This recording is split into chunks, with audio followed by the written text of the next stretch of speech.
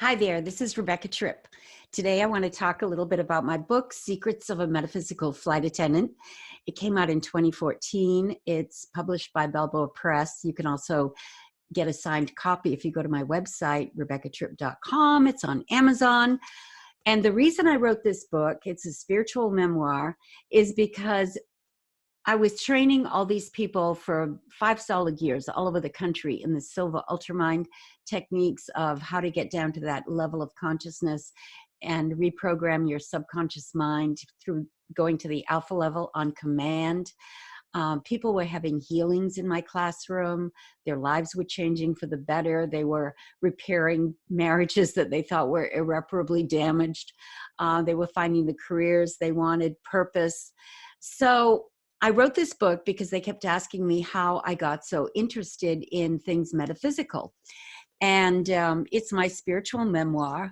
I started my journey when I was a little girl, really. I was a seeker, but I had my first big aha when I was in my early 20s, when I first started my career as a stewardess back then, and then we became flight attendants. And I learned how to use creative visualization to manifest. And it worked so well that I've been studying all things spiritual and metaphysical ever since. I found that I needed to have a healing of a condition called cancer in my mid-20s. And rather than go the traditional medical route, I opted to try spiritual healing. And I had a spontaneous healing by shifting my thought and accepting that I was, yes, a perfect child of God, and perfect health was my birthright. You can do the same thing.